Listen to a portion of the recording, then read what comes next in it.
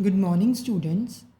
Today we are going to discuss our new chapter of advanced accounting, that is insurance claim. Insurance claim ये जो chapter है इसका क्या purpose है basically, जैसे सपोज बिजनेस में हमारे पास कोई एक्सीडेंट हो जाता है तो हम इंश्योरेंस कंपनी से उस लॉस के लिए कितना क्लेम करें, उसे कैसे कैलकुलेट किया जाता है, वो हम इस चैप्टर में डिस्कस करेंगे इंश्योरेंस क्लेम में। बेसिकली बच्चे इंश्योरेंस क्लेम में हमारे पास दो तरह की इस चैप्टर में हम लॉसेस को कवर करेंगे। फर्स्ट वन हमारे पास है इंश्योरेंस ऑफ स्टॉक। मेरे गोडाउन में कुछ स्टॉक पड़ा था और मैंने उसकी इंश्योरेंस करवा रखी थी। बाय चांस उस जो मेरा गोडाउन है वहाँ पे फायर अकर हो गई, तो मेरे को उस लॉस जो हुआ उसका कितना क्लेम मैं इंश्योरेंस कंपनी से मांगूंगी वो कैलकुलेट करने के लिए हम इस चैप्टर को यूज़ करते हैं। सेकंड जो लॉस हमारे पास आता है that is insurance of loss of profit. ये second type of insurance policy होती है जो पर्सन लेता है। ये किस चीज़ के लेता है कि जब फायर अकर हो जाती है उतना टाइम पीरियड के लिए वो नॉर्मल कंडीशंस में अपना बिजनेस नहीं कर पाता। अब नॉर्मल कंडीशंस में अपना बिजनेस नहीं कर पाने से उसको क्या होता है, उसके जो प्रॉफिट्स जो नॉर्मल प्रॉफिट्स होते हैं उसको आगे वो नहीं कमा पाता, उसका लॉस हो जाता है। ठीक है, तो उसका क्लेम कैसे लिया जाता है वो भी हम इस चैप्टर में डिस्कस करेंगे।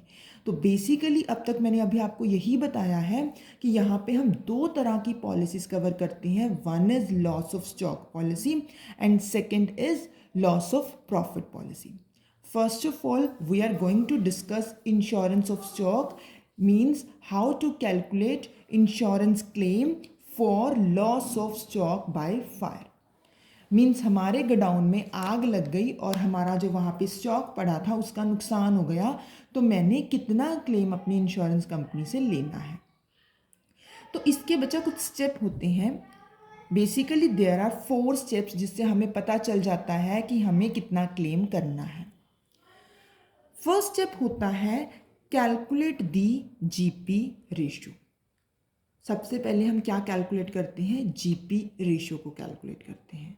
ठीक है, इसको मैं आगे आपको डिटेल में करवाती हूँ कि किस तरीके से हम इसको कैलकुलेट करेंगे। ठीक है, अभी जस्ट मैं आपको गो थ्रू करवा रही हूँ कि कौन कौन से 4 स्टेप्स को हम फॉलो करते हैं।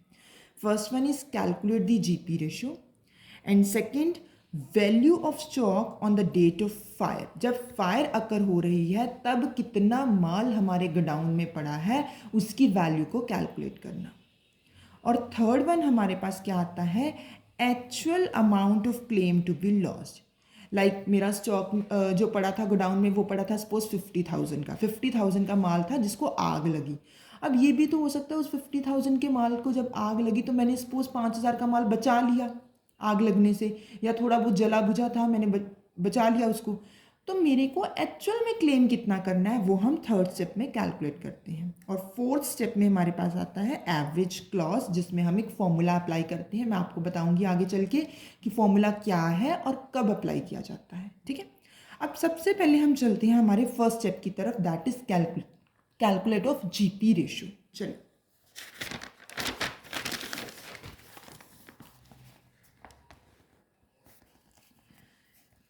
ये स्टूडेंट्स जीपी रेशो जो कि हमारा फर्स्ट स्टेप है इसको हमने कैसे कैलकुलेट करना होता है। ये जीपी रेशो हम हमेशा कैलकुलेट करते हैं जिस साल फायर अकर हुई उससे प्रीवियस फाइनेंशियल ईयर की। सपोज बच्चे कि मेरा 1 अप्रैल 2020 को मेरा साल शुरू हुआ, अभी हम 15 जून तक ही पहुंचे थे कि वहाँ पे फायर अकर हो गई, यानी कि 15 जून को फायर अकर हुई। तो ये तो वो साल है जब जिस साल फायर अकर हुई। इससे प्रीवियस जो ईयर होएगा, यानी कि जो साल 31 मार्च 2020 को ख़त्म हुआ होगा, मीन्स ये साल शुरू कब हुआ होगा, 1 अप्रैल 19 से। तो इस साल की मेरे को क्या चाहिए होती है, जीपी रेशियो चाहिए होती है। क्लियर। अब ये जीपी रेशियो हम कैसे कैलकुलेट करते हैं? हम कैलकुलेट करते हैं ट्रेडिंग अकाउंट बनाकर। नॉर्मल ट्रेडिंग अकाउंट हम बनाएंगे, trading account for the year ended 31st March 2020। Clear. अब ये ट्रेडिंग अकाउंट कैसे बनाया जाता है? नॉर्मल जैसे हम ट्रेडिंग अकाउंट बनाएंगे, बेसिकली क्या चीज़ें इसमें आती हैं? To opening stock, by closing stock, to purchases, to direct expenses जिसमें हमारे पास सपोज कैरेज इनवर्ड आ जाता है, वेजेस आ जाती हैं, ठीक है, कुछ डायरेक्ट एक्सपेंसेस, बाय सेल्स, कितनी सेल्स हमने करी। इसके बाद जब हम इसको बाय साइड के टोटल को टू साइड के टोटल में से माइनस करते हैं तो हमारे पास जीपी आ जाता है, यानी कि ग्रॉस प्रॉफिट आ जाता है। या फिर अगर टू साइड हमारी बड़ी होएगी तो बाय साइड में से माइनस करने के बाद हमारे पास ग्रॉस लॉस आ जाएगा। यहाँ से हमारे पास जीपी निकल आता है।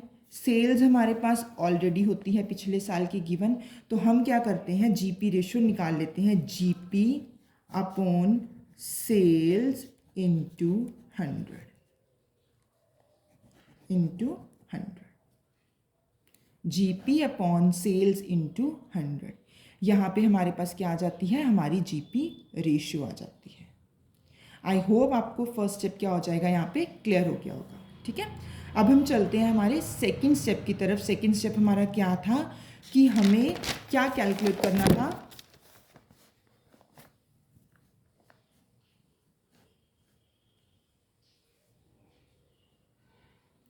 हमें कैलकुलेट करना था value of stock on the date of fire, कि हमारे जब फायर अकर हुई तो उस डेट पे हमारे पास कितना स्टॉक पड़ा था।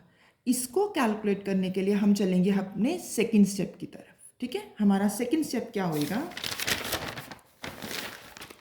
फर्स्ट स्टेप में बेटा हमने कैलकुलेट करी GP ratio by preparing the trading account of previous financial year. अब हम क्या करेंगे, हमारी फायर अकर हुई थी, हमारा साल चल रहा था 1 अप्रैल 20 और जहाँ पे फायर अकर हुई थी 15 जून 2020 को, यानी कि ये वो साल है जब फायर अकर हुई। इतना कुछ साल ही चला था हमारे पास।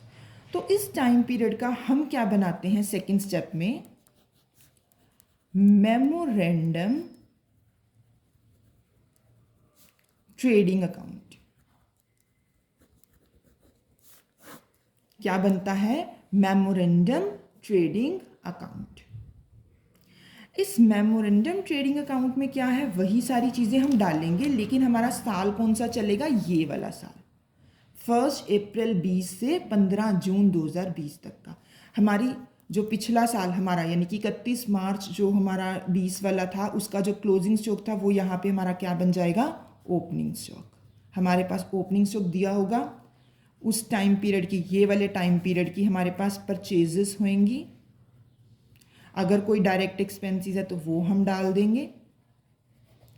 इसी टाइम पीरियड की हमारे पास सेल्स होंगी, वो डाल देंगे हम। देन हम क्या करेंगे, अब हमारे पास इस टाइम पीरियड का क्लोजिंग स्टॉक, बच्चा जी ये नहीं हमारे पास गिवन, जिसको हमें कैलकुलेट करना होगा, क्योंकि हमें नहीं ना पता गोडाउन में कितना माल पड़ा होगा।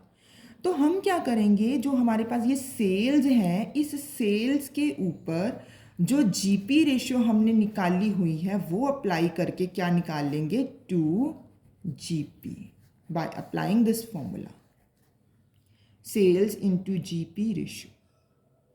अब हमारे पास जीपी होगा, ये सारी चीज़ें होंगी, बाय साइड की ये चीज़ होएगी, टू साइड की सारी चीज़ों को प्लस करके माइनस कर देंगे सेल्स, और बैलेंसिंग फिगर मेरे पास क्या आ जाएगी बेटा, क्लोजिंग स्टॉक की बैलेंसिंग फिगर आ जाएगी। ठीक है, तो यहाँ पे मेरे को ये पता चल गया कि मेरे गोडाउन में एक्चुअल में कितना क्लोजिंग स्टॉक, कितना माल पड़ा था। ये हमारा सेकंड स्टेप था कि amount of closing stock calculate करना, कितना हमारे गोडाउन में पड़ा था। क्लियर। देन हमारा आता है थर्ड स्टेप। थर्ड स्टेप हमारा क्या था कि हम कितना क्लेम करें इंश्योरेंस कंपनी से। अब हम ये तो नहीं कह सकते कि सपोज आग लगी है और मेरे गोडाउन में यहाँ पे सपोज क्लोजिंग स्टॉक आया 50,000 का, तो 50,000 का 50,000 मैं क्लेम कर लूँ। नो, मैंने आपको एग्जांपल दी थी कि वहाँ पे कुछ माल हम बचा भी तो लेते हैं। तो हम क्या करते हैं, एक स्टेटमेंट बनाते हैं, statement showing claim to be lost, to be lost। ये हम एक स्टेटमेंट बनाते हैं जिसमें हम क्या करते हैं, stock on the date of fire, कि जब आग लगी तो कितना माल था, कितना माल था हमारे पास, सपोज 50,000। इसमें से लेस कर देते हैं स्टॉक साल्वेज, कितना माल मैंने बचा लिया। सपोज 5,000 का माल मैंने बचा लिया, तो 45,000 का क्या है, मैं इंश्योरेंस कंपनी से क्लेम कर सकती हूँ, क्लेम टू बी लॉस्ट। ठीक है। देन एक लास्ट स्टेप जो हमारे पास क्या था, दैट वाज एवरेज क्लॉज। ये देखो बेटा कब लगता है और क्या मतलब है इसका।